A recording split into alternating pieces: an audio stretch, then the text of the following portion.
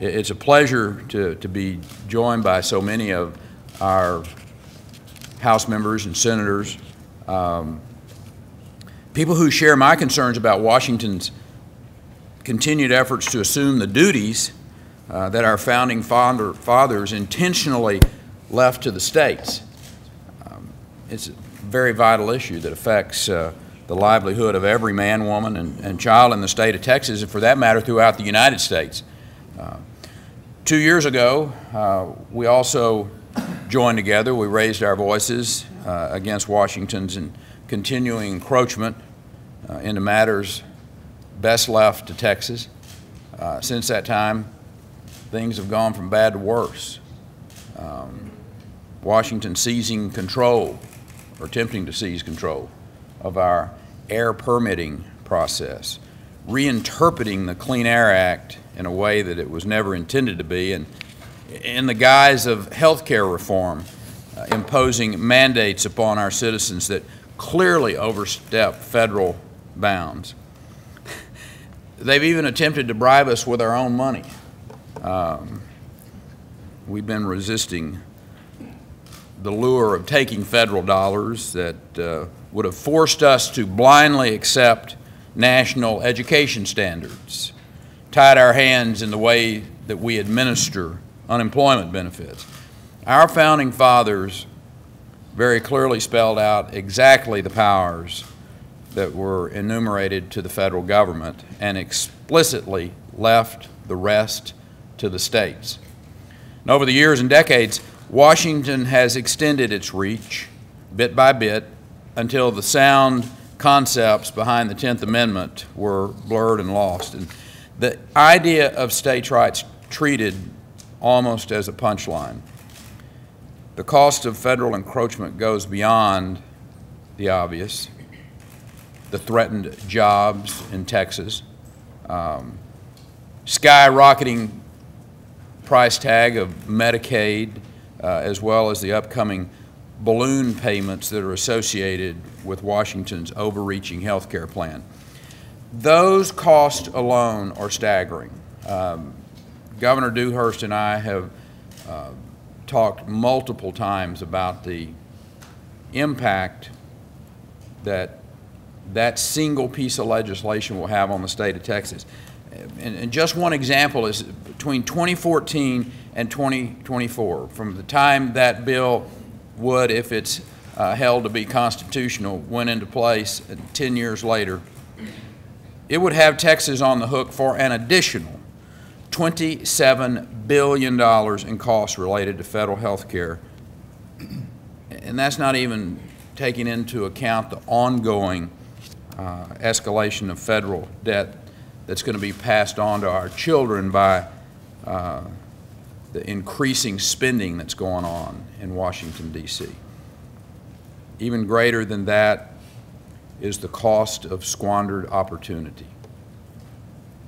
The more functions Washington take over, the more we lose the spirit of innovation.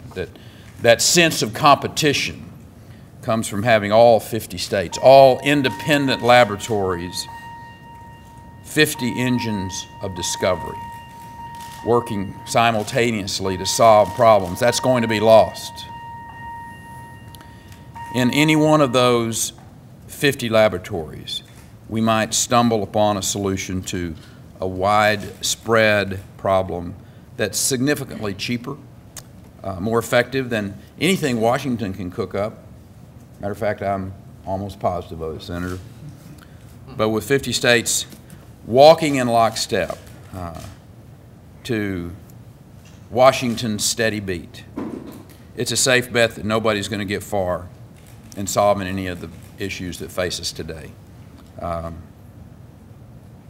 With the rate Washington's printing and spending money, even their approach to solving problems isn't going to last very much longer. That's why we fight so stridently for our state's sovereign rights. That's why our capable Attorney General Greg Abbott takes the lead in our ongoing challenge against the EPA and our fight against Obamacare as well. This isn't a turf war. It's all about doing things better. It's about being thoughtful, about having innovation, about coming up with a better way to deliver health care, for instance. It's a way of proving that the local people solve local problems better than people hundreds or even thousands of miles away. It's a way of keeping alive the ingenuity and the spirit that made America the greatest country in the history of the world. And we're going to keep up this fight until once and for all Washington understands the powers not delegated to the United States by the Constitution, nor prohibited by it to the states, are reserved for the states respectively, or to the people, not the other way around. Now, we got some other folks here that know a thing or two about this issue, and I want to introduce those to you. A person who 2 years ago showed the foresight and the passion to lay this issue before our legislature, and that's Representative Brandon Creighton. Brandon, thanks. Thank you, brother. Appreciate it very much.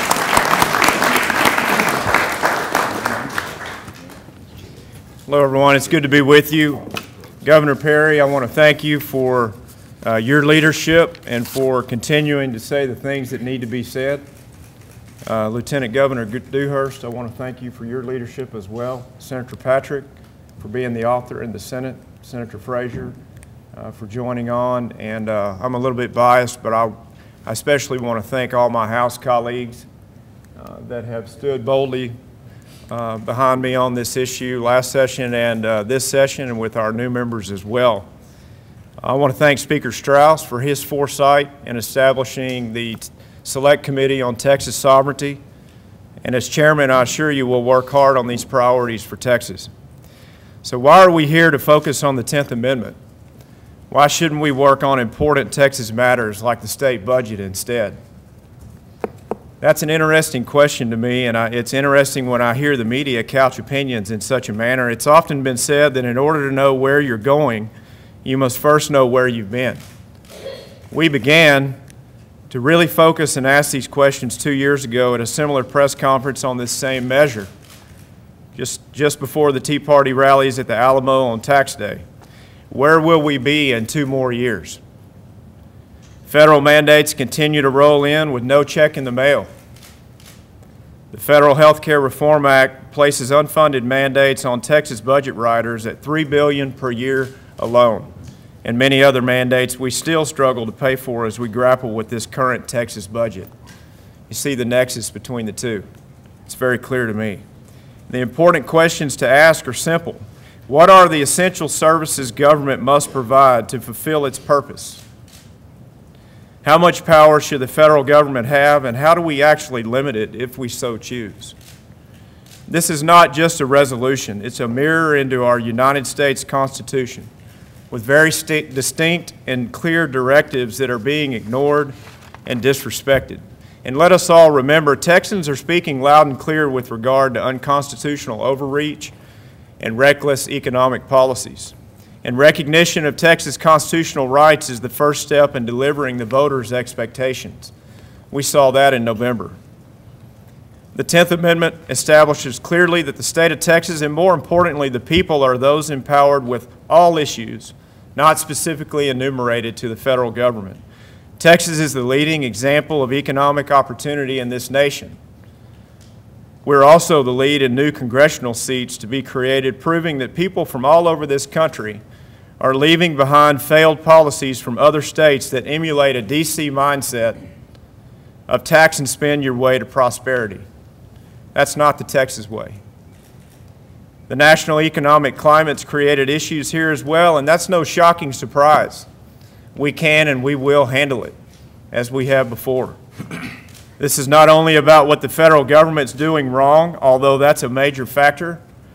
The stand we must take is to focus on what Texas must do right to remain the Texas that provides this unprecedented opportunity for the rest of the country that we all cherish so much. The feds will continue to hear from us and what it truly means to respect the 10th Amendment of the U.S. Constitution and Texans' rights within it. Thank you, and God bless Texas. And at this time, it's my pleasure to introduce Lieutenant Governor David Dewhurst.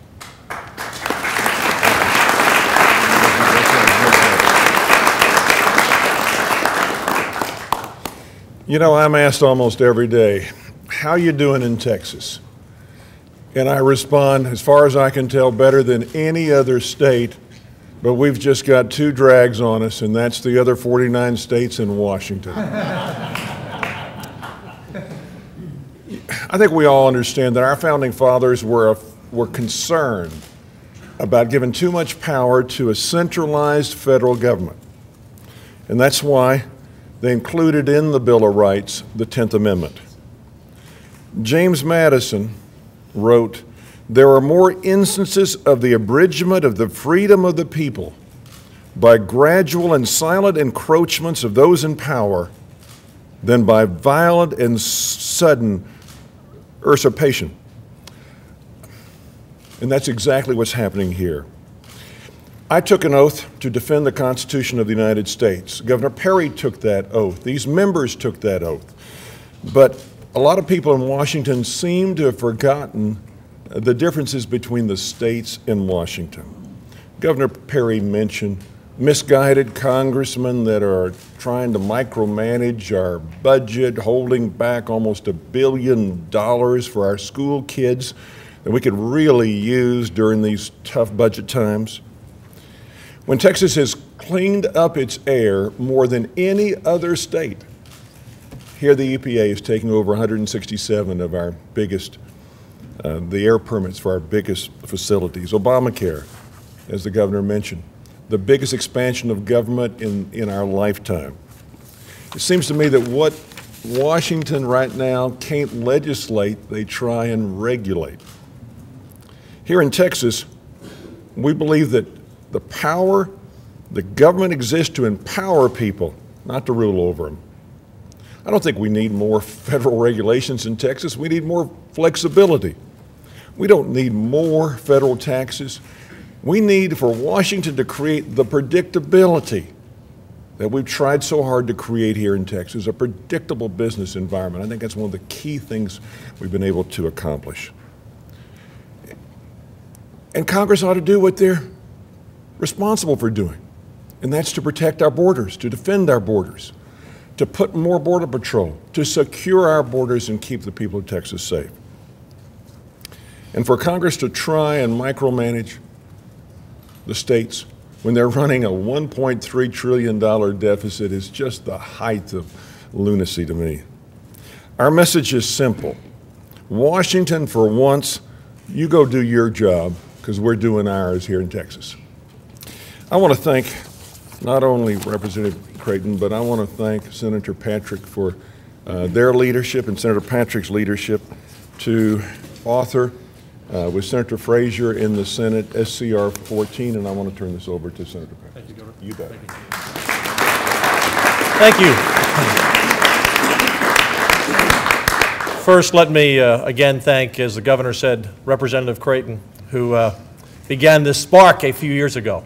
And then there was a speech I recall, Governor, around mid-April 2010, which pretty much set the parameters of who we are in Texas and what we expect that you gave. And Lieutenant Governor and all the members here from the House and the Senate, every Republican in the Senate has co-signed this bill, and we are ready to move forward.